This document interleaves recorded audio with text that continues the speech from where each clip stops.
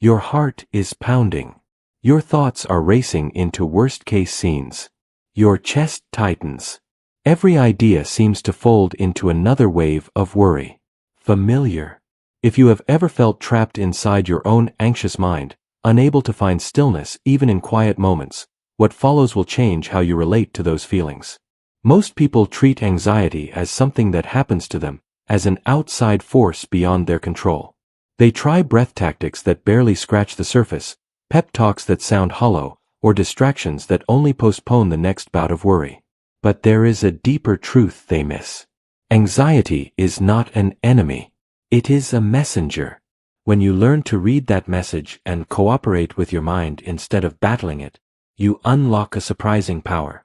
You have far more influence over your internal state than you likely believe. Today we will explore not only how to soothe an anxious mind but how to change your whole relationship with anxiety. These are not quick fixes or cosmetic tricks. This is about mastering your inner landscape, seeing the recurring patterns that fuel anxiety, and cultivating a steady, lasting calm. To begin, you must first know what anxiety really is. Anxiety is more than fleeting nervousness or simple worry. It is an ancient alarm system built to protect you from danger. In the modern world, that system often gets stuck on high sensitivity, sounding alerts for situations that do not threaten your survival. Think of it like a smoke alarm that has become extra sensitive. It goes off constantly even when there is no fire. The issue is not that the alarm is broken, it needs to be retuned. Anxiety does not mark a character defect or moral failing. It signals that your mind is trying to keep you safe but is operating with outdated software. The anxious mind runs on what scientists call negativity bias. Your brain naturally notices threats, problems, and losses more readily than neutral or positive information. From an evolutionary point of view, this made sense. Those who watched for predators, planned for scarcity, and expected threats were more likely to survive. Yet in our world today, that same wiring can turn ordinary moments into catastrophes inside your head. When anxiety takes over, the brain shifts into the fight-flight-freeze circuit. The amygdala, the brain's alarm center, overrides rational thought. Blood moves away from the prefrontal cortex, the area that enables planning, logic, and decision-making, and floods more primitive emotional centers. That is why anxious thoughts feel overwhelming and why reason seems to vanish when you need it most. But this process is not permanent or uncontrollable. The brain's capacity for change, neuroplasticity, means you can rewire responses through deliberate practice and attention. Each time you succeed in calming your anxious mind, you create fresh neural pathways that make future calm easier to access. The first step in working with anxiety is to stop fighting it. Resistance breeds more tension. Rather than attempting to push anxious thoughts away, adopt a different stance. Develop a relationship with them. Picture anxiety as turbulence on a flight. Turbulence does not endanger the plane, and fighting it only makes the ride harsher. If you can remain composed during the turbulence, you preserve your clarity and effectiveness. Anxiety also thrives on uncertainty. It demands to know what will happen, when it will happen, and how to control every outcome. But life is inherently uncertain, and trying to control the uncontrollable is like trying to hold water in your hands. The tighter you squeeze, the more it slips away. Learning to rest within uncertainty is one of the most potent skills you can cultivate.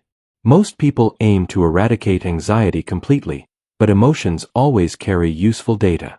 Sometimes anxiety warns you of genuine problems that deserve attention. Other times it is simply old programming running in the background. The crucial skill is distinguishing helpful anxiety, information that prompts constructive action, from destructive anxiety that immobilizes you. To quiet the anxious mind for good, you must also look at what feeds it. Anxiety does not arise from nowhere. It grows from deeper patterns, unresolved wounds, and automatic thinking habits. Many people treat symptoms while ignoring root causes, which is why relief often proves temporary. Perfectionism is a primary source of constant worry. If you continually set unattainable standards, fear mistakes, or dread disappointing others, you create fertile ground for anxiety. Perfectionism rests on the illusion that effort and worry can produce certainty. This keeps you tense because perfection is impossible and control is limited. The perfectionist's inner script sounds like this: if I work hard enough, plan enough, and worry through every possibility, nothing will go wrong. But the result is relentless hypervigilance, scanning endlessly for flaws and risks. The perfectionist rarely rests, because there is always something that could be improved, corrected, or feared. Closely related is the need for certainty and control. The anxious mind craves guarantees that things will be safe, that others will approve, that the future will be secure. Life offers no guarantees, and the more you try to enforce them, the more anxiety tightens its grip. This creates a loop. Uncertainty triggers anxiety, anxiety drives attempts to control, control fails, and anxiety grows. Often anxiety roots in unresolved past events. Your nervous system keeps a record. If you experienced trauma, rejection, repeated failure, or overwhelming stress earlier in life, your system may remain on guard as if danger is still present.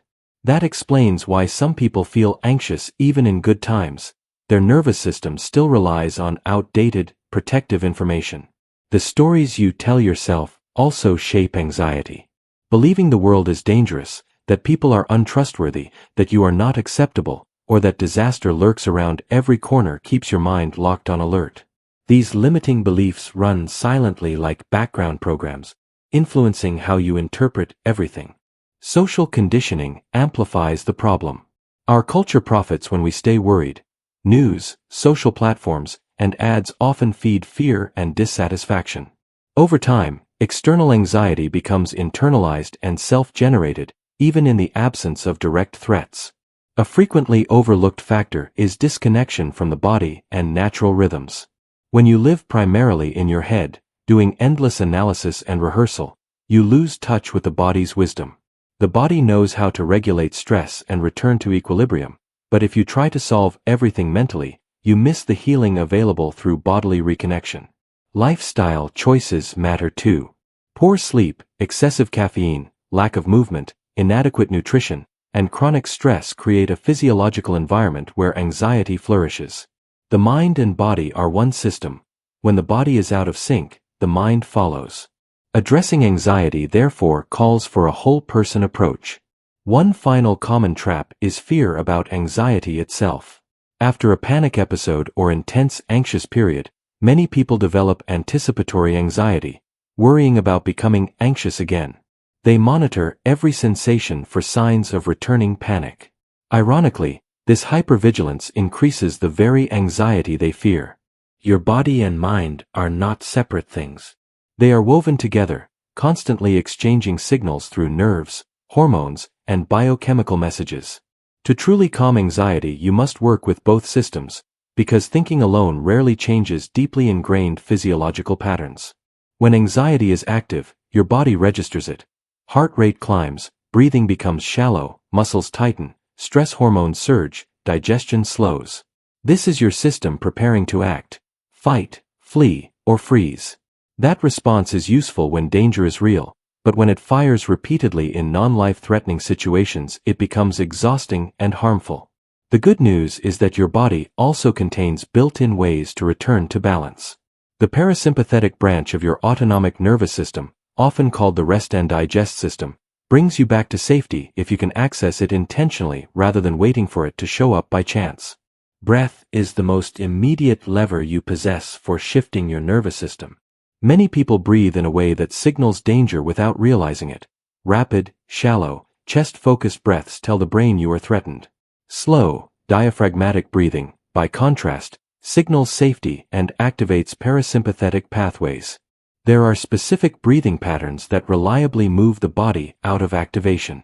One of the most effective is a paced sequence where you inhale gently through the nose, hold briefly, and exhale slowly through the mouth in a longer release. This rhythm not only slows your heart rate and lowers blood pressure, but also interrupts the loop of racing thoughts by giving your attention something simple and steady to follow. Your posture influences your internal state as well. Anxiety tends to collapse the body inward, shoulders hunched, chest tight, spine curved. This closed posture reinforces feelings of vulnerability and constriction. Conversely, opening the chest, relaxing the shoulders, and lengthening the spine sends signals of safety and confidence to your nervous system. Standing or sitting with deliberate openness changes not only how others perceive you but how you experience yourself. Even small adjustments, lifting your gaze a bit, softening your face, letting your hands relax, can nudge your internal state toward calm. Temperature is a surprisingly simple but powerful tool.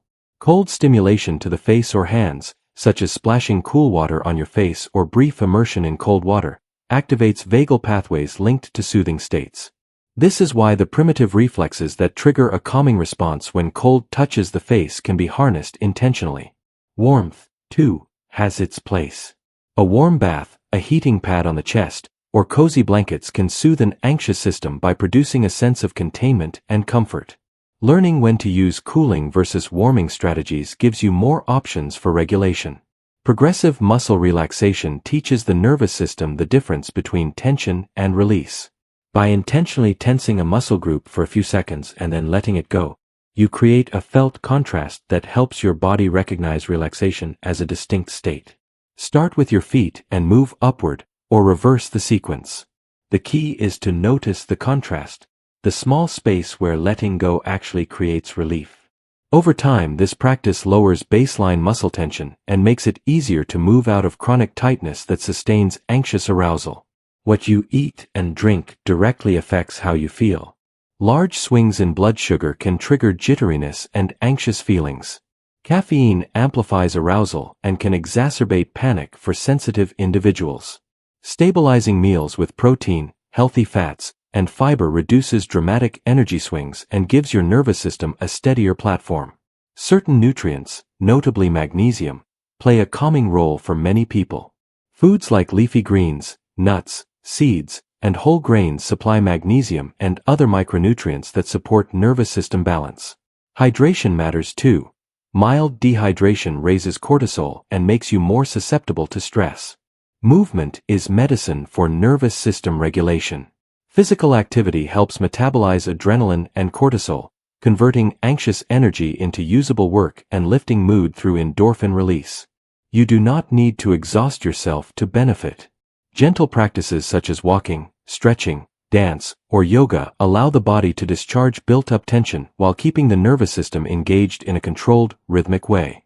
Simple ways to move when anxiety rises include purposeful pacing, straightforward body shakes to release tremor-like energy, or a short brisk walk outside to shift both chemistry and perspective. Sleep is when the nervous system repairs and integrates experience. Poor or insufficient sleep dramatically increases susceptibility to anxiety, reducing your capacity to regulate emotions the following day. Prioritize consistent sleep routines, wind down with low-stimulation activities in the hour before bed, keep screens and bright lights low, and make the sleeping environment cool, dark, and quiet. Even small improvements in sleep quality compound over time and create a more resilient baseline for emotional regulation.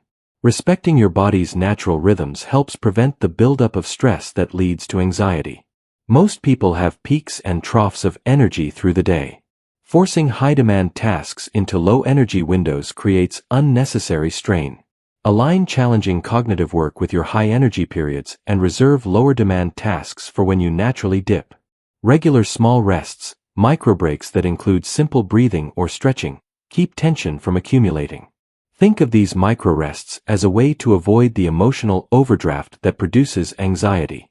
Beyond individual practices, the foundational skill is learning to notice your nervous system early. Develop a habit of checking in with bodily signs, breath, heart rate, muscle tightness, stomach sensations. Catching the first hints of activation means you can apply quick regulation strategies before the system escalates. This tracking does not require judgment. It is a practical monitoring skill that lets you intervene earlier and more effectively. Other sensory tools also help regulate the nervous system. Humming or gentle vocalization produces vibrations that stimulate the vagus nerve, helping to shift toward parasympathetic states.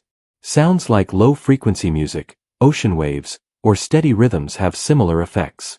Touch and pressure have calming properties as well. Gentle stroking, holding a comforting object, or using weighted blankets provides proprioceptive input that soothes by signaling containment. These approaches rely on the mammalian calming response and are easily integrated into daily life. Cold showers, breathwork, movement, and social presence all train your nervous system to tolerate activation without collapsing into panic or shutting down. This training builds resilience. The more times you experience controlled activation followed by intentional regulation, the more your system learns that activation can be tolerated and integrated rather than producing crisis. That is the heart of nervous system work. Practice not just when you are overwhelmed, but repeatedly in safe contexts so your system learns a new default. Human connection is a core regulator. The presence of calm, attuned people actually influences your physiology through subtle synchrony of breath, heart rhythm, and facial expressions. Choosing environments and relationships that offer steadying co-regulation reduces baseline anxiety and supports recovery when you do become activated. Conversely, being around chronically agitated people can raise your own arousal, so cultivating relationships that contribute to regulation is a practical and powerful step. Finally, recognize that your nervous system's patterns are neither your fault nor a fixed destiny. They are adaptive responses shaped by history. With consistent, compassionate practice, you can widen your window of tolerance, the range of arousal where you remain functional, responsive, and integrated. Each small regulation practice compounds into a more robust capacity to face uncertainty and stress without being overwhelmed. Anxiety cannot exist in the present moment. It always lives in projections of the future or replays of the past. Right now, in this exact instant, you are safe. This realization is the foundation of present moment awareness as a practical tool for quieting the mind. The anxious part of you is like a time traveler that has forgotten how to come home. It constantly projects into hypothetical futures or replays old scenes. But your life unfolds only in the present. Every second you spend lost in imagined catastrophes or past regrets is a moment stolen from the only place where you can actually act. Present moment awareness is not about forcing yourself into false positivity or pretending everything is fine. It is a simple skill of anchoring attention in what is actually happening rather than in the stories your mind invents. This skill must be practiced like any craft. It is not magic that happens once. It grows through repetition and gentle patience. Breath is one of the most dependable anchors because you can only breathe now. You cannot breathe in the past or the future. When you notice the mind spinning into worry, bring your attention back to the breath. Notice the coolness of the air at the nostrils as you inhale and the warm release as you exhale. Feel your chest and belly rise and fall. There is nothing mystical about this. It simply pulls your attention back into the territory you actually occupy. Your 5 senses are immediate gateways into the present. When anxiety starts to escalate, deliberately sense what is around you. Colors, textures, small noises, smells, tastes. Look slowly at a single object and describe its details to yourself. Listen to the layers of sound without trying to change them or judge them. Smell whatever is in the air. The senses cannot perceive yesterday or tomorrow, they can only register right now. This sensory contact acts like a tether that keeps you from drifting into the imagined. Naming and labeling is another small but powerful shift. When you notice anxiety arising, say to yourself, silently, I am having anxious thoughts, or I notice my mind is imagining future problems. That simple naming creates a gap between you and the anxiety. You are not the anxiety, you are the awareness that notices it. This perspective reduces identification with every racing thought and gives you room to choose a response rather than being swept along by the automatic story the mind offers. Mindfulness practice trains this noticing. You do not need elaborate rituals or hours of sitting to benefit. Mindfulness is simply the skill of noticing when your mind wanders and gently returning it to the present. Brief interventions throughout the day accumulate into real capacity. A few moments of attentive breathing before meetings, a minute of full sensory focus while washing your hands, a walking break where you notice each step. These micro-practices build an ability to stay grounded during stress. The anxious mind loves what-if questions. What if this happens? What if that goes wrong? Present moment awareness counters those hypotheticals with a steady set of reality-based questions. What is happening right now? What am I actually perceiving with my senses? What do I know to be true in this moment? This shift from hypothetical worry to present evidence is profoundly calming because it returns you to the information you can act upon rather than the stories you cannot. Body awareness is particularly effective because the body is always in the present. It cannot be elsewhere. When you bring your attention into physical sensations, the weight of your feet on the ground, the pressure of the chair beneath you, the contact of your clothing against your skin, you automatically slow the mind's attempt to time travel. This somatic attention becomes a living anchor. Practices such as grounding by feeling your feet or placing your hand on your chest reconnect you to the reality of the moment. Walking meditation integrates movement and presence. As you walk, notice the shift of weight from one foot to the other, the subtle sensations in your calves and hips, the way air touches your face. Keep your attention on the physical process of moving rather than on what you must do next or what might happen later. Each step becomes an act of returning to now. Importantly, present moment awareness includes acceptance. It is not a passive resignation but a clear-eyed acknowledgement of what is. When anxiety arises, notice it without immediately trying to escape or fix it. Acceptance means seeing the facts first and then deciding how to respond. Often the first reaction, fight or flee, wastes energy on resistance. By accepting that you feel anxious without attaching a catastrophic meaning to the feeling, you conserve energy and can apply wise responses. This practice also alters your relationship to time. Anxiety tends to pressure you to force outcomes to match your timeline. You want results now, and the mind interprets delay as threat. Present moment awareness softens this urgency by inviting you to work steadily without letting imagined deadlines or future fears hijack your calm. You can prepare and act while remaining rooted in the moment, allowing life's timing to unfold without needless panic. Another practical method is to use short sensory inventories when worry rises. Notice 3 things you can see, 2 things you can feel against your body, and 1 sound you can hear. This concise check brings precision to your attention and stops the mind's habit of spiraling. It's simple, portable, and highly effective. The habit of present awareness also changes how you interpret internal cues. Instead of hearing a racing heart and immediately concluding that disaster is imminent, you can treat it as data. My heart is beating faster. What do I need right now? Often the right response is to breathe slowly, soften the body, and bring attention back to the senses. This approach reduces catastrophic meaning-making and increases practical problem-solving. Mindfulness helps expose the habit of rumination about the past as well. When the mind replays previous mistakes or hurts, remind yourself that the past cannot be changed and ask what, if anything, can be done now. If action is possible, act. If not, bring compassionate awareness to the emotion and let it move through you. Over time you learn that memories may be vivid, but they do not have to determine your mood in the present. The practice of present moment awareness also enhances your capacity to notice helpful opportunities. When you are grounded in reality, you see clearly what steps are useful rather than being paralyzed by imagined threats.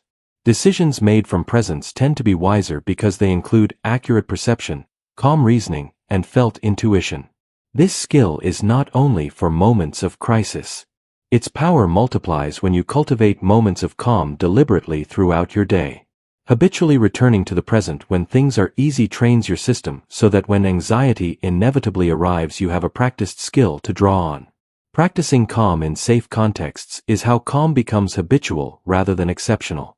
In time, staying present reveals a simple truth. Most of what you worry about never arrives, and when things do occur they are rarely as catastrophic as your anxious imagination predicted.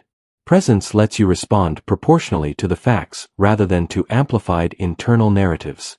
You discover that you can handle more than you thought because you are addressing real issues with real capacities rather than battling phantom disasters. As you grow this capacity, you'll notice an inner shift. The automatic alarm that once set off prolonged cascades of fear begins to quiet. You develop a stable habit of returning to the present, of checking the senses, of naming emotional states, and of accepting what is before choosing how to act. Anxiety may still knock at your door sometimes, but you are no longer carried away by every thought it brings. Instead, you greet it with the steady, practical attention of someone who knows how to return to now and to act from there. Rewiring anxious thought patterns begins with a simple but profound recognition that your thoughts are not facts. They only feel like facts when anxiety amplifies them. The anxious mind has a talent for inflating small problems into catastrophes, filling blanks with fearful predictions, and interpreting neutral social cues as personal slights. These automatic distortions follow predictable patterns, seeing things in extremes, predicting the worst, assuming you know what others think, and selectively noticing evidence that confirms your fears while ignoring anything that contradicts them. The first step in changing these patterns is to learn to notice them. When you catch a thought that leaps to the worst outcome, pause and ask yourself what evidence actually supports this conclusion and what evidence contradicts it. This small act of inquiry begins to loosen the automatic conviction that thought equals truth. Cognitive restructuring is the core practice for reshaping anxious thinking. It does not mean replacing every negative thought with forced positivity, which often feels inauthentic and backfires. Instead, cognitive restructuring teaches you to replace unrealistic, exaggerated predictions with balanced, realistic appraisals. When you notice a catastrophic thought, examine it as you would evaluate a friend's anxious claim. What would I say to them? What outcome is most likely based on what I actually know? What steps could I take right now to reduce risk or prepare? By reframing thoughts into realistic alternatives, you give your nervous system tangible reasons to relax, while building an internal habit of realistic appraisal. Thought diffusion is another powerful technique because it changes your relationship to your internal narrative. Instead of identifying with the thought, I will fail, you practice noticing and describing it as, I am having the thought that I will fail. This subtle shift introduces distance and reduces the thought's emotional charge. It becomes a passing mental event rather than an absolute verdict about your future. The practice of labeling thoughts in this way, gently and without judgment, weakens their automatic influence and creates space for more deliberate choices about how to respond. Interrupting repetitive anxious loops can be done through thought stopping and redirecting your attention to something concrete. When the same worry cycles replay, you can use a mental cue to mark the loop and then immediately shift your focus to a concrete task or sensory experience. This is not avoidance in the problematic sense. It is an intentional interruption that prevents rumination from feeding itself. Redirecting your attention to a present moment anchor like breath or a simple activity buys time for perspective to return and for more adaptive responses to emerge. Journaling is a practical, tangible method for externalizing anxious thoughts and testing their validity. Writing down worries makes them visible and allows you to challenge them line by line. You can list the anxious prediction and then write the evidence for and against it, a balanced possible outcome, and one practical step you could take to reduce risk. The act of writing engages different parts of the brain than thinking alone, making it easier to see distortions and to form alternative narratives. Over time, a habit of reflective journaling trains your mind to evaluate thoughts rather than react to them automatically. Reframing is about finding new perspectives rather than denying reality. If a situation feels threatening, ask how else it might be seen. Could this be a learning opportunity, a chance to practice a skill, or a moment to demonstrate resilience? Reframing does not minimize difficulty. It simply expands the interpretive options, reducing the single-minded tunnel vision that anxiety generates. Shifting from absolute, should, statements to flexible, could, or, I prefer, language also eases internal pressure. Instead of, I should never make mistakes, you can practice, I prefer to do well, but mistakes are part of learning. This gentler phrasing reduces the rigid expectations that feed perfectionistic anxiety. Developing a witness perspective is crucial for lasting change. This means cultivating the capacity to observe your thoughts as events in awareness, rather than identifying with them as your identity. You are the observer noticing the anxious thoughts, not the thoughts themselves. Practices that cultivate this witnessing stance, such as brief mindful pauses and gentle self-inquiry, gradually weaken the automatic fusion between thinker and thought. With repeated practice, thoughts that once felt overwhelming will begin to pass more quickly, and your sense of self will remain intact and calm beneath them. Exposure and behavioral experiments are essential for testing anxious predictions in the real world. If your mind predicts that a feared outcome is inevitable, you can design small, safe experiments to see what actually happens. Gradual exposure builds tolerance and evidence that feared consequences are either manageable or unlikely. Each successful exposure provides corrective experience that rewrites the story anxiety tells about your abilities and the world. The process is incremental and compassionate. You take manageable steps, learn from outcomes, and slowly expand what you can tolerate without panic. Cognitive habits take time to change because they are reinforced by repeated patterns of thinking and feeling. Neuroplasticity means change is possible, but only through consistent, repeated practice. Each time you catch an anxious thought and apply a reframing, diffusion, or evidence-based challenge, you strengthen new neural connections that support calmer responses. Over weeks and months, these new pathways accumulate and make balanced thinking the default rather than an occasional effort. Creating a daily routine that includes brief cognitive check-ins helps cement this transformation. Start by noticing one recurring anxious theme each day, write it down, and apply the questioning steps. Evidence for, evidence against, most realistic outcome, and one practical action. This disciplined approach trains your mind to habitually evaluate rather than automatize fear. It transforms thinking from a reactive drama into a considered investigation. Finally, remember that compassion is essential in this work. The anxious mind developed habits to protect you, and criticizing yourself for having these patterns only deepens them. Treat your anxious thoughts with curiosity and kindness as you would a worried child. Gentle persistence, not harsh self-judgment, creates the fertile ground for deep cognitive change.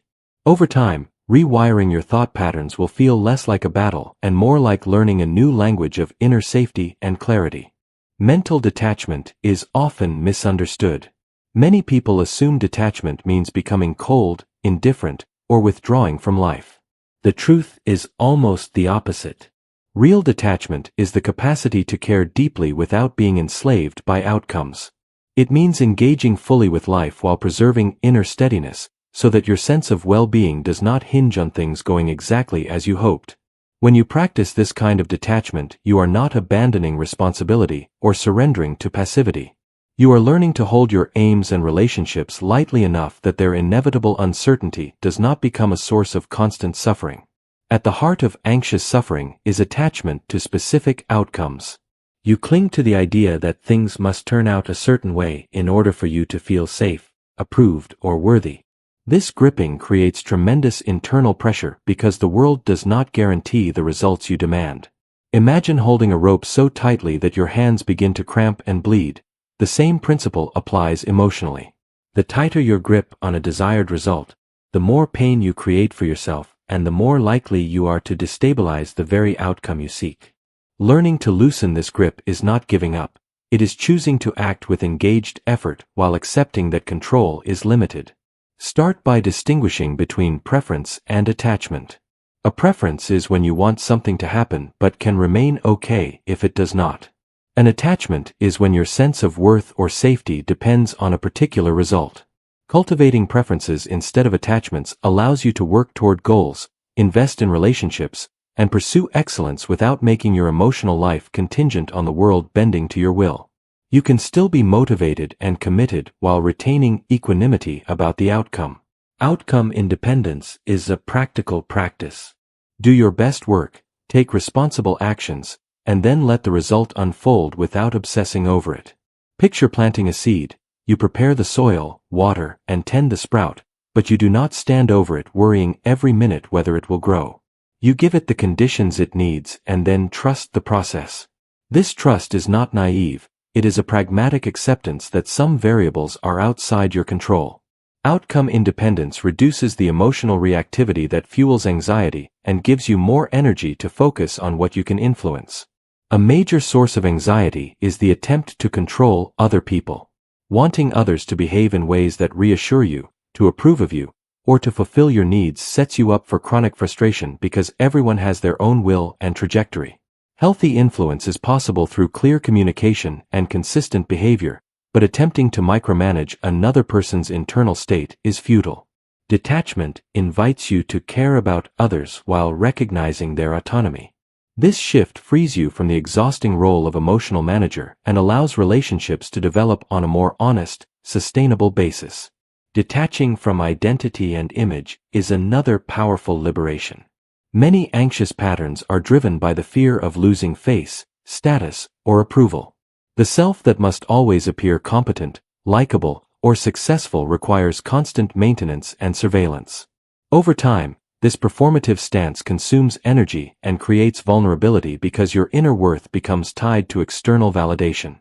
True freedom grows when you recognize that your core value does not depend on meeting external standards.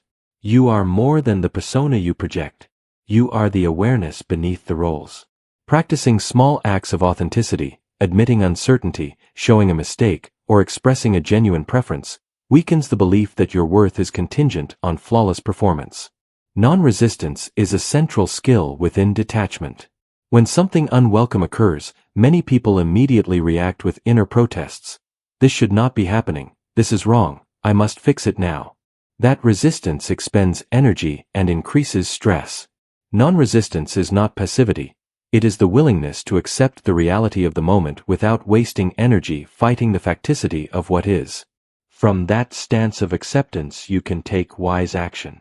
The key is to stop exhausting yourself on the struggle against reality so that you have resources left to respond constructively. Non-resistance creates clarity and conserves emotional stamina. Detachment from the timeline is also crucial. Anxiety commonly demands that things move according to your internal schedule. An approval today, a promotion this quarter, a relationship milestone now. Life unfolds in its own rhythm, and insisting on a timeline breeds frustration and fear. Learning patience and pacing, doing what you can now while accepting that some progress happens incrementally, reduces the chronic pressure and allows resilience to build. When you detach from timing, you liberate energy to focus on steady practice rather than frantic urgency. Surrender is often misinterpreted as defeat, but in the context of detachment, it is an empowering release. Surrender means acknowledging the limits of your control and intentionally handing over the parts you cannot manage. It is the recognition that your effort matters but that outcomes also depend on external conditions, chance, and other people. Surrender reduces the carry weight of anxiety because you stop shouldering impossible responsibility for events beyond your influence. It does not mean you stop trying. It means you stop believing that your emotional survival depends on controlling everything. Letting go of certainty is a radical but necessary step. The anxious mind craves guarantees, but life is inherently uncertain. Accepting uncertainty does not mean becoming reckless. It means learning to function with incomplete information and to make the best possible choices under ambiguity. This capacity grows through repeated practice. Take calculated risks, test small unknowns, and observe that the world rarely collapses when you tolerate uncertainty. Over time, your tolerance expands, and the predictable pattern of escalating worry in the face of ambiguity weakens. A paradoxical element of detachment concerns anxiety itself. Many people become anxious about being anxious, which creates a self-reinforcing loop. The need for anxiety to vanish immediately makes the experience worse. Real freedom comes when you can hold anxiety as a passing state rather than an identity. You can say to yourself, I notice anxiety is present, and it will pass like weather. This stance does not minimize the experience. It provides the psychological space necessary for regulation. When anxiety is allowed to be a visitor rather than a permanent resident, its intensity and control diminish. Practically cultivating detachment includes daily practices that reinforce non-attachment. Brief rituals of letting go at the end of the day, reviewing what you did, acknowledging what is out of your hands, and deliberately releasing it, help create a mental habit of surrender. Mindful pauses before making important decisions can remind you to act from values rather than fear. Reflection on past events where you survived outcomes you once dreaded builds evidence for your ability to handle uncertainty. Gradual exposure to small uncontrollables, delaying a response, allowing a meeting to run without micromanaging, or intentionally leaving a project imperfect, serves as training for handling the bigger unknowns. Detachment does not create apathy. It creates clarity. Once you are freed from frantic attempts to control, you can place your energy on actions that truly matter, on relationships, work, creativity, and growth, without the emotional drag of relentless anxiety. Detachment sharpens your focus because you stop wasting bandwidth on impossible guarantees and instead direct it to meaningful contribution. Inner work of detachment also involves reconciling with the parts of you that fear loss or failure. Those parts were once protective and may have served a role in difficult circumstances. Thanking them for their service while choosing new, kinder, and more flexible ways to meet current life conditions gradually integrates these protective voices into a wiser self-organization. This integrative approach respects the protective nature of anxiety while refusing to let it dictate life choices. Ultimately, mental detachment is about aligning effort with wisdom. You do your part: plan, prepare, communicate, and engage. You accept the rest: outcomes influenced by unpredictable factors, other people's choices, and the unfolding of time. This alignment reduces inner friction and cultivates a stable calm that is not brittle, one that can flex and adapt without being destroyed by disappointment. The result is a life in which you can pursue goals ardently, love deeply, and act responsibly while maintaining a core of inner peace that is resistant to the habitual storms of anxious thought. Creating a profound sense of inner safety changes everything about how anxiety shows up in your life. Much anxiety springs from a basic feeling of unsafety, a nervous system that believes the environment is unpredictable and hostile. Building inner safety does not mean making the outside world risk-free. That is impossible. It means cultivating a steady, reliable sense of security that originates inside you so your nervous system can relax even when external conditions are uncertain. When you develop inner safety, your baseline shifts. You become less reactive, less prone to catastrophic meaning-making, and more available to solve problems rather than be swept away by them. Trust in yourself is the foundation of inner safety. Self-trust is the felt belief that you can handle whatever unfolds. It is not arrogance or false invulnerability. It is the quiet confidence that you can meet challenges, recover from setbacks, and figure out next steps when things are hard. You build self-trust by looking honestly at your track record. Recall challenges you overcame, moments when you found resources inside you did not know you had, times when you navigated difficulties and grew from them. These memories are evidence. Anxiety erases them or minimizes their importance. Intentionally remembering and recording these moments strengthens your sense of competence and reliability. Relationship with yourself matters as much as any external support. Many anxious people carry an internal critic that is harsher than any outside voice. This inner narrator keeps you on edge, constantly scanning for flaws and failures. Creating a supportive inner dialogue replaces that critic with a wiser, kinder companion. Speak to yourself in the language you would use with a close friend facing a tough day, acknowledging difficulty, pointing out resources, and expressing belief in capacity to handle the situation. Self-compassion is not indulgence. It is practical scaffolding that allows your nervous system to come down from high alert more quickly and to recover with less damage when it does spike. Boundaries are practical safety structures. Without clear boundaries, you are vulnerable to other people's dramas, energy drains, and obligations that sap your emotional resources. Setting healthy boundaries is not selfish, it is necessary self-preservation. Boundaries create predictable patterns in relationships that teach others how to treat you and reduce the chronic unpredictability that fuels anxiety. When you say no to what undermines your stability and yes to what nurtures you, you create an environment that supports calmer functioning. Physical care supports psychological security. Nutrition, sleep, movement, and appropriate medical attention form a biological base that makes emotional regulation possible. When you are chronically sleep-deprived, nutrient-depleted, or sedentary, your capacity to tolerate stress erodes.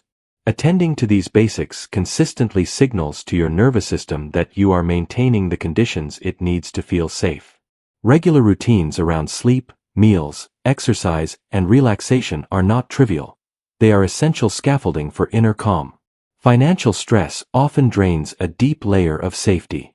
While total control over finances is rarely possible, practical steps reduce the chronic background fear about survival. Creating a budget, saving modest cushions for emergencies, and developing multiple streams of income or contingency plans ease the persistent low-grade anxiety about what will happen if something goes wrong. Financial preparedness is an act of practical care that quiets a specific but powerful source of chronic stress. Meaning and values supply psychological anchors that transcend day-to-day threats. When your life orients around things that matter deeply, helping others, creative expression, learning, spiritual commitments, you possess a broader context that diminishes the apparent size of passing challenges. Purpose does not eliminate pain, but it gives suffering a framework where struggles have meaning. This perspective increases resilience because temporary setbacks become part of a larger narrative rather than proof that everything is ruined. Skill development bolsters inner safety. The more competent you feel in practical domains, communication, emotional intelligence, problem-solving, and specific work skills, the less anxious you will be about unknowns. Competence builds evidence that you can navigate complexity. Each new skill is another tool in your toolkit for responding to the unexpected, and accumulating tools creates a felt sense of preparedness that soothes the anxious mind. Supportive relationships act like safety anchors that your nervous system can rely upon. Humans are wired for co-regulation. When we are around calm, attuned people, our physiology tends to calm as well. Cultivating a small network of trusted friends, mentors, or therapists who can listen without judgment, offer perspective, and co-regulate in moments of activation dramatically reduces the burden of anxiety. Quality matters more than quantity. A few steady relationships are more stabilizing than many superficial contacts. If you find your social environment chronically dysregulating, intentionally seek out people who model steadiness, and consider limiting contact with those who consistently spike your nervous system. Practical life skills create a predictable structure that soothes anxiety. Being able to manage daily logistics, handle common crises, and solve ordinary problems reduces the frequency with which you are blindsided by events that trigger panic. These skills are mundane but powerful. Learning basic problem-solving frameworks, improving communication abilities, and practicing conflict resolution are investments in inner safety because they lower the probability that everyday issues will become existential threats in your mind. Self-reliance matters. This is not isolation or refusing help. It is the quiet ability to meet many of your emotional and practical needs independently, so you are less dependent on unpredictable external circumstances. Self-reliance includes knowing how to soothe yourself, how to access resources, and how to take effective action in moments of stress. The paradox is that self-reliance actually makes it easier to ask for help when needed because you approach support from a place of competence rather than desperation. Safety practices also include creating supportive physical spaces. Your environment shapes your internal state more than you may realize. A cluttered, chaotic living space or a noisy, unpredictable workplace primes the nervous system toward vigilance. Creating a calm bedroom, a tidy workspace, and routines that signal rest to the body. Low lights, reduced electronics before bedtime, comfortable bedding, sends repeated cues of safety. Small environmental tweaks accumulate into a more restful baseline.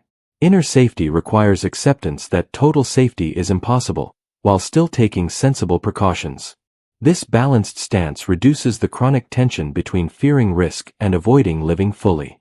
Accepting that life contains uncertainty allows you to take wise actions while not turning every unknown into a catastrophe. This mature perspective fosters resilience because it teaches the nervous system to tolerate manageable risk and to recover gracefully when things go awry. Practical exercises that strengthen inner safety include creating a safety plan, listing personal strengths, recalling times you overcame hardship, and practicing brief grounding rituals daily. A safety plan could include specific steps to follow when anxiety rises. Breathing patterns, a physical grounding cue, a trusted person to call, and a simple task that reliably distracts and stabilizes. The repeated rehearsal of these steps builds procedural memory so your body and mind know what to do even when fear spikes. Another important element is working to transform self-critical inner voices into supportive inner mentors. This involves intentionally practicing language that is both realistic and encouraging. Replace punitive self-messages with candid but compassionate coaching statements that point to resources and next steps. Over time, this internal mentoring voice becomes a primary regulator during stress.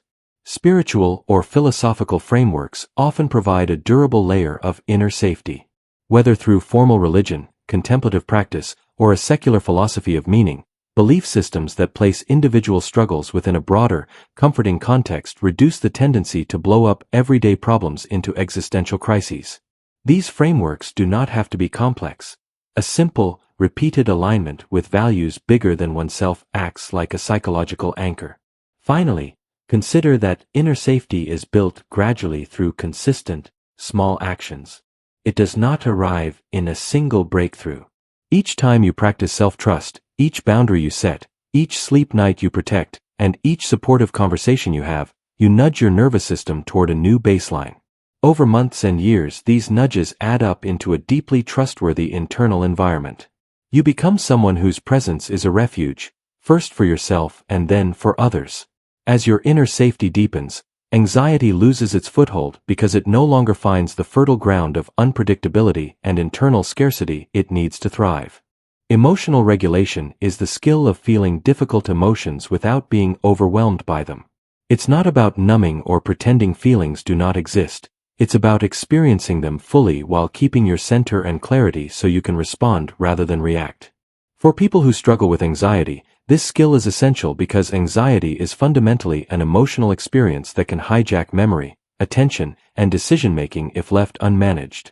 Understanding the nature of emotions is the first step. Emotions are temporary states, like weather passing through the sky. They rise, peak, and naturally subside if you allow them space instead of clinging to or fighting them. Anxiety becomes problematic when you either resist it so forcefully that it gets stuck, or when you merge with it so completely that it erases perspective. A practical framework that helps many is the RAIN practice: recognize, allow, investigate, and non-attachment. Begin by recognizing what you feel without judgment. Name the sensation honestly. Then allow the feeling to be present without immediately trying to fix or escape it. Next, investigate the emotion with curiosity. Where in the body does it live? What thoughts accompany it? What memories, images, or narratives are linked to this sensation? Finally, practice non-attachment by observing the emotion as a passing event rather than an identity. This sequence creates a gentle space around the emotion and prevents it from becoming your entire world. RAIN is not a cure-all, but it is a reliable process for preventing escalation and for learning what emotions are trying to tell you. Somatic awareness matters because emotions are lived in the body as much as they are thought in the mind. Anxiety might show up as a tightness in the chest, a knot in the stomach, a churning gut, or tension in the jaw. Instead of immediately trying to explain these sensations away with reasoning, invite your attention into them. Breathe toward the area, soften around the sensation, and notice any changes. Often the act of bringing kind attention to bodily sensations allows them to move and release, whereas avoiding or catastrophizing amplifies the tension. Somatic techniques, like grounding through the feet, progressive relaxation, or gentle interoceptive scanning, are central to bringing emotional energy into manageable form. Understanding your window of tolerance is also critical. This concept describes the range of arousal in which you can think clearly, process emotions, and respond effectively. When you move outside that window, you either become hyperaroused, racing, panicky, flooded, or hypoaroused, numb, dissociated, shut down. Emotional regulation involves learning to notice early signs of escalation and intervening with tools that bring you back inside the window. For example, if you feel your heart rate rising and breath shortening, a few cycles of slow, extended exhalations or a physiological sigh can quickly reduce autonomic activation and restore access to rational thought. If you notice numbness and disconnection, gentle movement, warm contact, or activating music can help re-engage your system in a regulated way. Grounding techniques are simple, portable, and effective. The 5-4-3-2-1 sensory exercise is a fast way to return to embodied presence.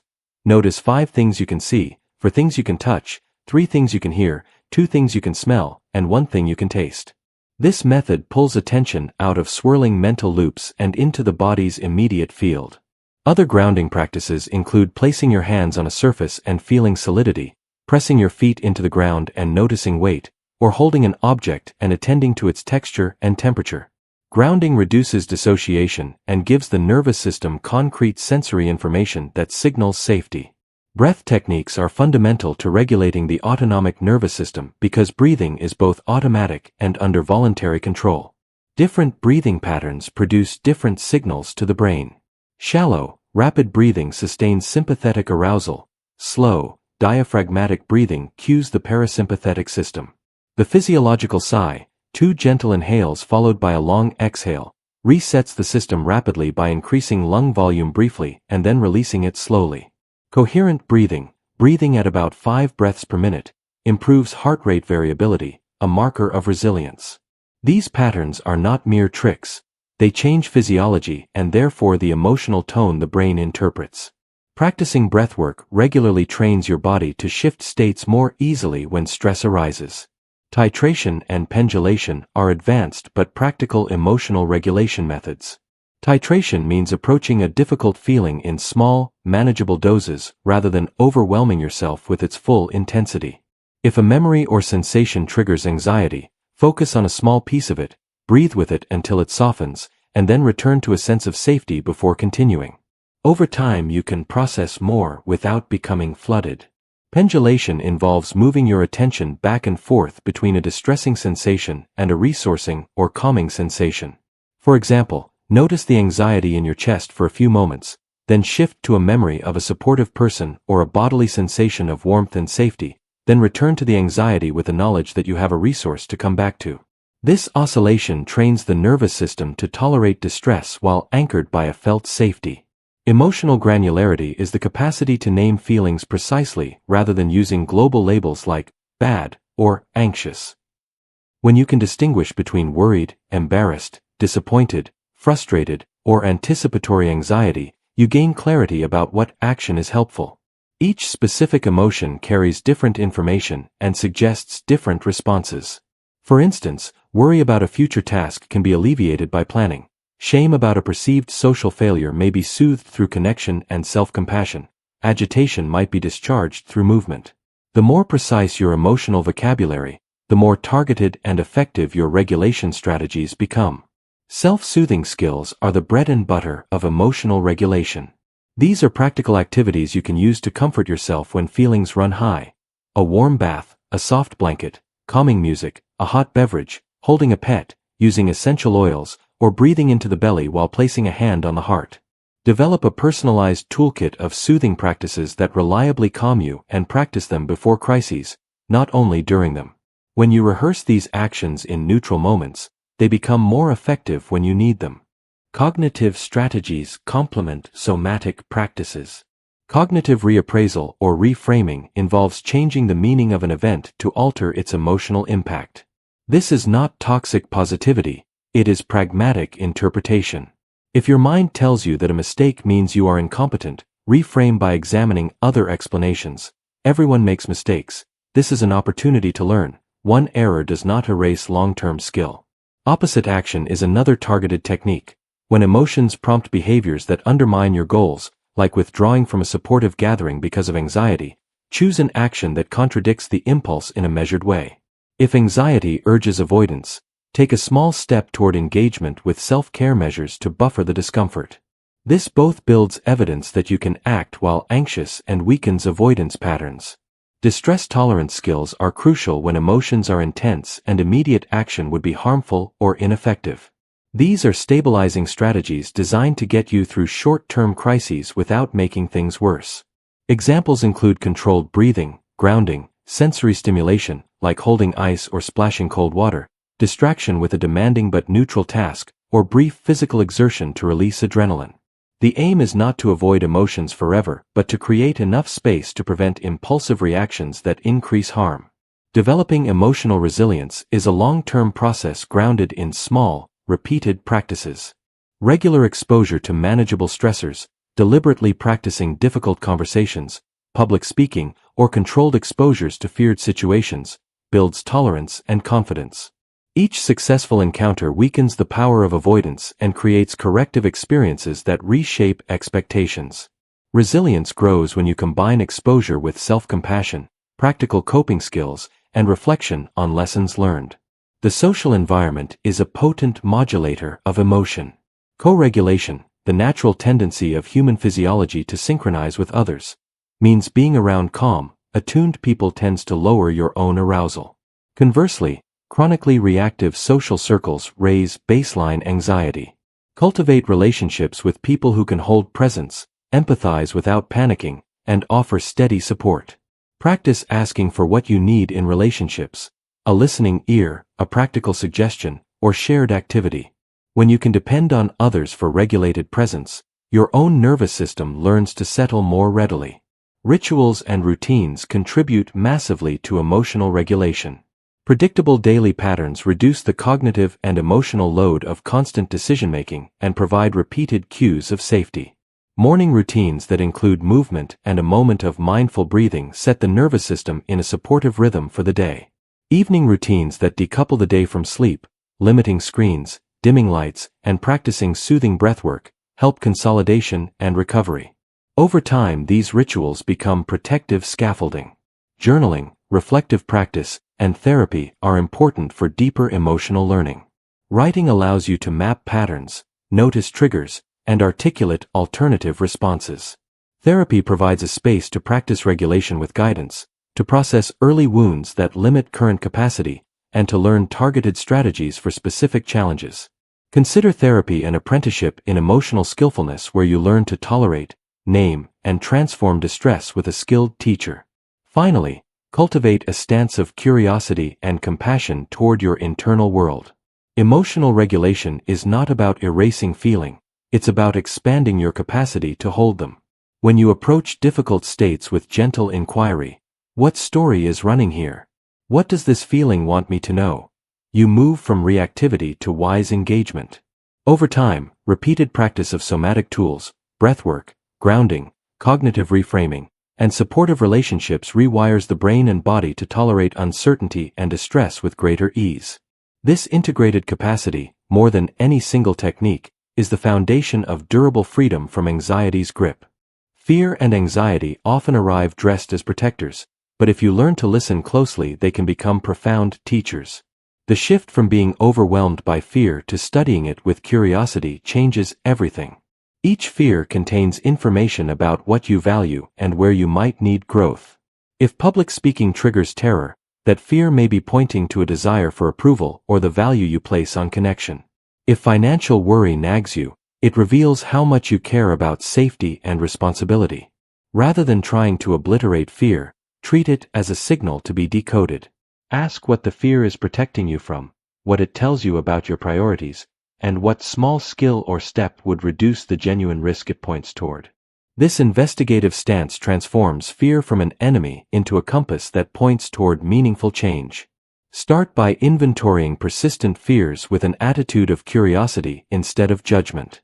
Write them down and for each fear ask a set of simple questions. What is this fear trying to prevent? What does this fear reveal about what I care about? What would I do differently if this fear were absent? What skills or resources would make this fear less likely to dictate my choices? Answering these questions turns vague dread into specific, actionable information. Often the answers point to practical steps, learning new skills, improving communication, building financial buffers, that directly reduce the legitimate parts of the threat and thereby quiet the exaggerated parts of the alarm. Many fears are outdated defenses that once served a purpose and now cause more harm than good. For instance, social anxiety can develop from early experiences of criticism or rejection. In childhood, hypervigilance could have been necessary. In adult life, it often limits connection and growth. A powerful practice is to thank the protective part for its service and consciously choose a new response that fits your present circumstances. This honors the part of you that wanted safety and invites it to adopt new tactics better suited to your current life. Transforming fear into wisdom also involves re-examining core beliefs that underlie anxious reactions. Beliefs such as I must not fail, I am unacceptable if criticized, or uncertainty is intolerable fuel anxiety. Identify these limiting beliefs and subject them to gentle scrutiny. Where did they originate? Are they universally true? What is a more flexible belief that still keeps you safe but allows for growth, such as mistakes are part of learning or uncertainty invites opportunity? Replacing rigid assumptions with adaptive, evidence-based beliefs weakens fear's automatic pull and gives you more psychological space to choose action. A practical tool for many is structured worst-case scenario planning.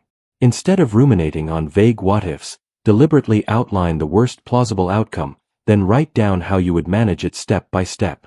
Often you discover that even the worst case is survivable, that it has practical solutions, or that its consequences are far less catastrophic than your imagination suggested.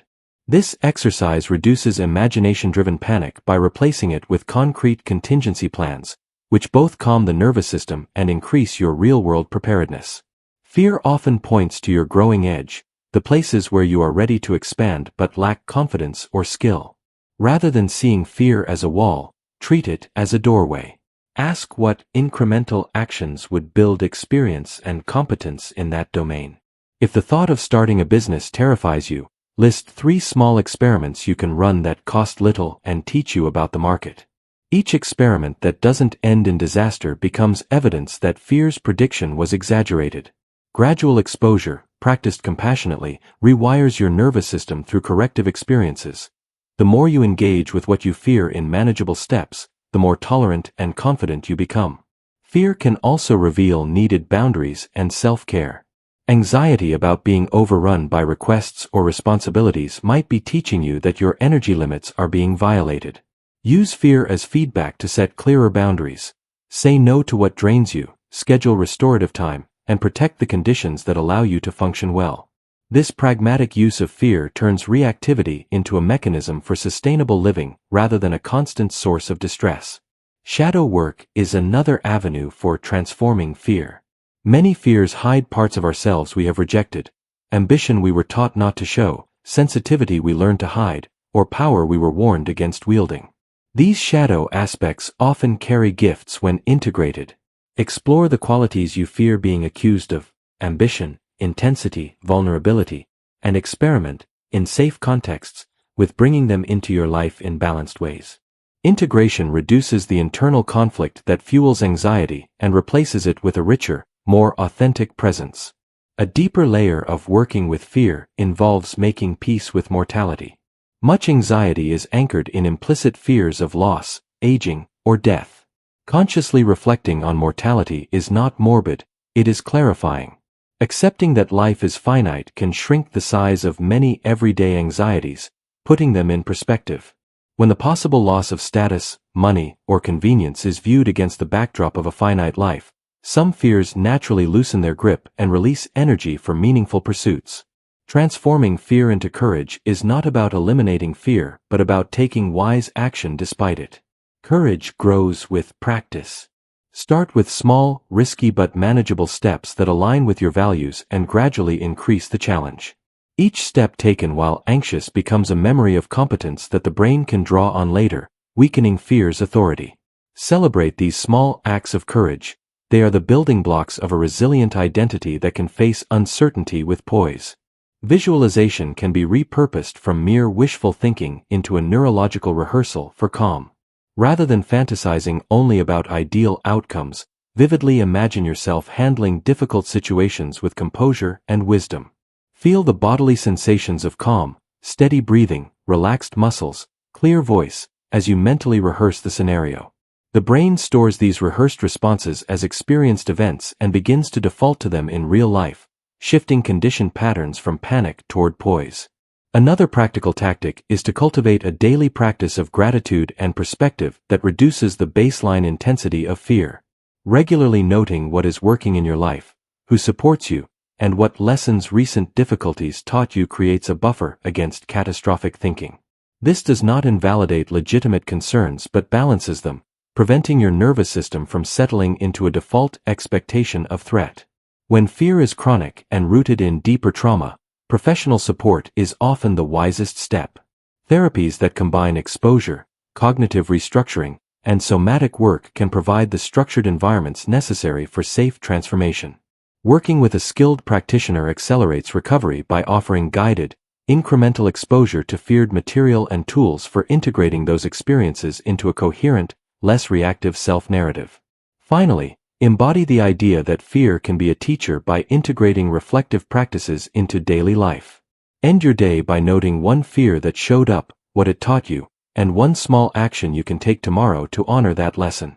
Over time, this habit refines your sensitivity to fear's messages and trains you to respond with wisdom rather than panic. In that way, the raw energy of anxiety becomes a resource for growth, guiding you toward a life of greater alignment, courage, and meaning. Building deep mental resilience means learning how to bend without breaking. Resilience is not the absence of hardship, it is the cultivated ability to recover, adapt, and remain centered when difficulties arrive. It starts with accepting that life includes setbacks and losses, rather than seeing them as proof that something is fundamentally wrong with you or your path. When you normalize challenge as part of growth, obstacles become opportunities to practice strength rather than triggers for despair. A growth mindset is foundational. Instead of believing your abilities are fixed, embrace the idea that skill, wisdom, and emotional capacity expand with effort and learning. This reframing changes how you meet problems. Setbacks become feedback, not final judgments. When you treat difficulty as data about what to adjust and learn, you replace helplessness with agency. Each small step, practicing a new skill, asking for feedback, or persisting through discomfort, builds confidence and neural patterns that support future adaptability. Diversifying your sources of meaning and support is another resilience strategy. If your identity or worth is anchored solely in one area, a blow to that area can feel catastrophic. Cultivate multiple domains that nourish you: relationships, creative pursuits, physical activity, service, learning, and personal rituals. When one area falters, others cushion the impact and remind you that your life contains many threads of value. Resilient people deliberately build redundancy into their emotional lives so that no single loss wipes out their sense of purpose. Emotional agility, being able to experience difficult feelings without being overwhelmed or defined by them, is a daily practice. It requires noticing emotions, naming them, and choosing actions aligned with your values rather than letting mood dictate behavior. This capacity grows through small, repeated experiments. Have the hard conversation, take the modest risk, and then reflect on the outcome without harsh self-judgment. Each experiment yields data to inform future choices and slowly expands what feels tolerable. Physical habits underpin psychological resilience. Regular sleep, movement, nutrition, and stress reduction practices create the biological conditions for clear thinking and recovery. When your body is well cared for, your brain can allocate resources to problem solving instead of mere survival. Think of these habits as non-negotiable maintenance, daily investments that exponentially increase your capacity to handle setbacks gracefully. Social connections are among the most potent resilience builders. High-quality relationships provide perspective, practical help, and emotional regulation. When you are challenged, trusted friends or mentors remind you of your history of coping and offer feedback grounded in care. Resilience does not mean doing everything alone. It means having relationships that reflect your capacity and help expand it. Cultivate people who tell the truth kindly, who hold you accountable, and who celebrate your efforts as well as outcomes. Small wins matter. Resilience accumulates through repeated, achievable actions. Set micro-goals that push you slightly beyond comfort and complete them regularly. Each success, no matter how small, deposits evidence in your memory that you can act and prevail. Over time, these deposits form a reserve of confidence you can draw from when larger challenges arise. Learning from setbacks transforms pain into practical wisdom. After every difficult experience, take time to reflect with curiosity. What happened? What did I do well? What would I do differently next time? And what practical skills would make future navigation easier? This process avoids rumination by converting raw emotion into a concrete plan for improvement. The act of extracting lessons creates meaning from adversity rather than letting it remain a source of persistent anxiety. Mental flexibility reduces suffering. Rigidity in plans, expectations, or identity magnifies the distress of change. Practice shifting perspectives, testing alternative explanations for events, and experimenting with different responses. This flexibility prevents small disruptions from escalating into existential threats because you have more options available for action. Building an internal narrative of competence and growth strengthens resilience. Track your progress by noting times you overcame difficulties, adapted, or learn something valuable. Keep a running list of evidence that you are capable and that challenges do not define you. Refer to this list when doubt or anxiety resurfaces. Over time, the narrative grows richer and more credible to your nervous system. Deliberate exposure to manageable stressors trains capacity. Choose challenges that are slightly uncomfortable but safe enough to attempt repeatedly. Public speaking in small groups, initiating difficult conversations, or trying a new skill in a low-stakes context all produce habituation. Each exposure reduces fear's intensity and increases familiarity with discomfort as tolerable and even instructive. Visualization and mental rehearsal are powerful accelerants of resilience. When you vividly imagine handling a difficult scenario with composure, feeling steady breathing, clear thinking, and constructive action, your brain encodes that rehearsal as experience. Rehearse both the challenge and the recovery. Imagine how you would pause, breathe, reframe, and act. This mental practice creates a library of successful responses your nervous system can draw upon when real stress arrives. Cultivate routines and rituals that anchor you. Predictable structures, morning rituals, regular reflection time, weekly planning, provide a sense of stability that buffers the instability of external events. Rituals need not be elaborate. Consistent, simple practices that orient your attention and values are profoundly stabilizing. Developing a philosophy or set of guiding values offers a compass during turmoil. When you know what matters most, integrity, curiosity, connection, you can make choices aligned with those priorities even when emotions are loud. Values act as a North Star, helping you avoid reactive decisions driven by short-term fear and guiding you toward long-term growth. Self-compassion is not optional. Facing setbacks with kindness toward yourself reduces the secondary suffering that arises from harsh self-judgment. Speak to yourself with the same supportive clarity you would offer a friend. This internal kindness preserves energy for problem-solving and models resilience to your own nervous system. Finally, accept that resilience is a practice without a finish line. There will always be new challenges that test you in novel ways. The goal is not to reach permanent invulnerability but to become someone who can meet uncertainty with composure, learn from adversity, and keep moving forward. As you cultivate these habits, growth mindset, multiple supports, physical care, deliberate exposure, reflective learning, and self-compassion, you will notice a gradual but undeniable expansion of capacity. Over time, what once would have triggered prolonged anxiety becomes an occasion to practice steadiness, adapt, and grow. Advanced imagery work is more than wishful thinking. It is a neurological rehearsal that sculpts how you respond under pressure. When you vividly imagine yourself calm and effective in situations that normally trigger anxiety, the brain responds as if you have practiced those moments. The neural circuits that underlie confident behavior become more accessible, and over time your body learns to replicate the calm patterns you have rehearsed mentally. Effective mental rehearsal emphasizes sensory detail. Notice how your breathing feels when you are steady, the rhythm of your voice, the relaxed alignment of your posture, the textures and sounds of the environment. The more fully you engage sight, sound, touch, taste, and smell in your practice, the more convincingly your nervous system treats the imagined event as real practice. Do not visualize a vague, idealized outcome. Rehearse the process of coping. Picture yourself encountering the trigger, feeling the initial surge of anxiety, and then responding with a practiced sequence, a steadying breath, a mindful label, a helpful reframe, and a composed action. Practicing the recovery pathway is as important as practicing the performance itself because it teaches the nervous system that activation is tolerable and recoverable. Repeat these rehearsals regularly in quiet moments so that when the real situation arrives your system can draw on familiar patterns rather than defaulting to panic. Create a personal mental sanctuary that you can visit instantly in imagination. This sanctuary is a richly detailed place, real or imagined, that reliably evokes safety and ease. Train yourself to step into this inner refuge for a few breaths whenever you feel overwhelmed. With repetition, the sanctuary becomes a conditioned cue for parasympathetic calm and can interrupt spiraling anxiety quickly. Pair the sanctuary with a simple physical anchor, pressing a fingertip to a specific knuckle or taking a slow exhale, so you have both mental and somatic pathways into relaxation. Timeline work is powerful for healing old anxieties.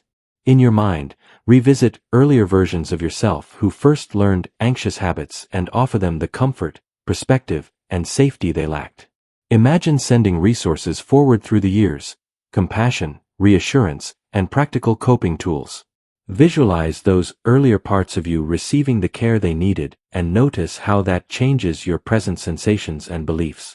This internal reparative practice rewrites the emotional memory linked to past events and reduces the automaticity with which they trigger anxiety now. As you deepen mental practices, integrate them with somatic and behavioral strategies. Visualization without bodily change can feel hollow. Simultaneously soften your muscles, slow your breath, and allow your face to relax as you imagine calm scenarios. This embodied imagery creates more durable neural learning because the brain pairs the visual script with bodily sensations. When thought, body, and action align, the resulting change is integrated and lasting. Regulating the nervous system is central to creating freedom from anxiety. The autonomic landscape includes not just fight and rest but also a social engagement state that supports connection, reasoning, and safety. Learning to access this ventral vagal zone intentionally transforms how you face stress. Practices that stimulate the vagus nerve, slow exhalation, humming, gentle neck stretches, and regulated social engagement, shift physiology toward down-regulation. Heart rate variability improves when breathing rhythms synchronize with your heart. Coherent breathing practices train this synchrony and build resilience over time. Cold exposure, used thoughtfully, is another training tool. Brief, controlled contacts with cold teach your system to remain composed during activation. The key is to pair exposure with controlled breathing and a calm internal narrative.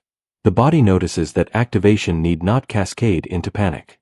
Movement, especially rhythmic, gentle motion, complements these techniques by allowing the body to release residual activation.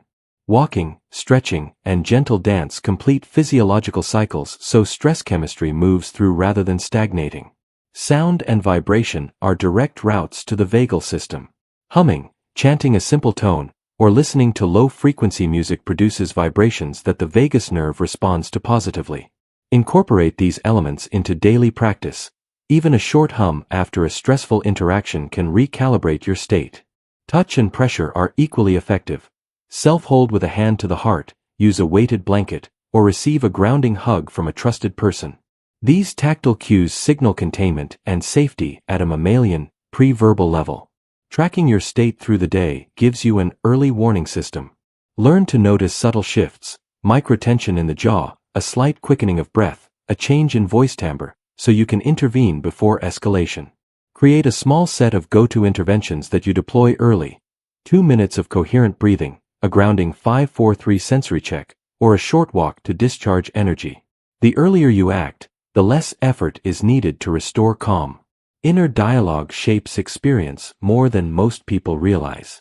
The conversation you habitually run inside your head determines whether you spiral or steady. Most anxious inner speech is automatic, critical, and catastrophizing. Mastery begins with awareness. Observe the content and tone of your inner narrative without moral judgment. Then practice gentle redirection. Replace catastrophic predictions with grounded questions. What do I know for sure right now? What is a useful next step? And swap absolute, must statements for flexible preferences. Over time, this shift softens the inner rhetoric that fuels alarm. Developing an encouraging internal coach changes outcomes. Talk to yourself with the same clarity and kindness you would offer a person you care for deeply. Use specific, realistic affirmations that are credible and actionable. I can prepare for this and handle what comes. I have faced difficulty before and found a way through. Keep these phrases short and repeatable so you can access them mid-stress. Pair verbal statements with bodily cues, open posture, slow exhalations, to synchronize mind and body. Language of observation also creates distance from thought. Practice prefixing distressing thoughts with a neutral phrase, such as I notice I am having the thought that. This third-person stance reduces fusion with the content of anxious predictions and invites curiosity about their origins. Curiosity fractures the rigid certainty of anxiety and opens a space for investigation and action. Sustaining change requires identity-level work. Techniques help, but identity shapes default behavior. If you think of yourself as someone who is always anxious, you will unconsciously enact that story. A transformative strategy is to rehearse a new self-concept. Imagine and describe yourself as someone who navigates uncertainty with steadiness, who practices compassion, and who learns from setbacks. Act in small ways that express that identity. Speak with calm in a small meeting, tolerate short discomfort for a meaningful objective, or set a boundary when it matters. Each enacted choice reinforces the emerging identity until it becomes automatic. Lasting transformation also requires healing old wounds that anchor anxiety. Therapeutic approaches, somatic therapies, trauma-focused work, or evidence-based cognitive therapies provide structured paths to reprocess deeply embedded patterns. These therapies combine insight with corrective experiences that update the nervous system's sense of safety. When trauma underlies anxiety, procedural learning alone may not suffice. Professional support helps you integrate somatic sensations, memories, and new patterns of response safely. Design your environment to support your new habits. Reduce triggers that chronically spike anxiety, stress-inducing news cycles, toxic social feeds, or chaotic spaces, and add cues that encourage regulation. Calming lighting, quiet corners for practice, and reminders for micro-rests. Surround yourself with people who model regulation and who offer steady feedback. Social context accelerates personal change because physiology is contagious. Calm people help you become calmer. Practice small, consistent rituals that anchor your day. A morning breath sequence, a midday walk, an evening gratitude pause. Rituals create neural scaffolding for new states. They transform effortful practices into automatic habits. Prioritize consistency over intensity. Short daily practices compound more effectively than sporadic, dramatic interventions. Cultivate curiosity about your progress. Periodically review what has changed. Note situations where you responded differently than you once would have. Recall times your nervous system settled faster, and celebrate incremental wins. Use setbacks as data rather than evidence of failure. Ask what the situation taught you and what you might adapt next. Maintain a learner's stance. Anxiety reduction is an ongoing journey of refinement rather than a destination to be achieved once and for all. Finally, live outwardly. Serving others and contributing to something beyond yourself expands perspective and reduces self-focused rumination, the cognitive fuel of anxiety. When your energy is invested in relationships, purpose, and contribution, the weight of individual fears lessens. This outward orientation does not erase vulnerability, but it situates it within a field of meaning that supports courageous action.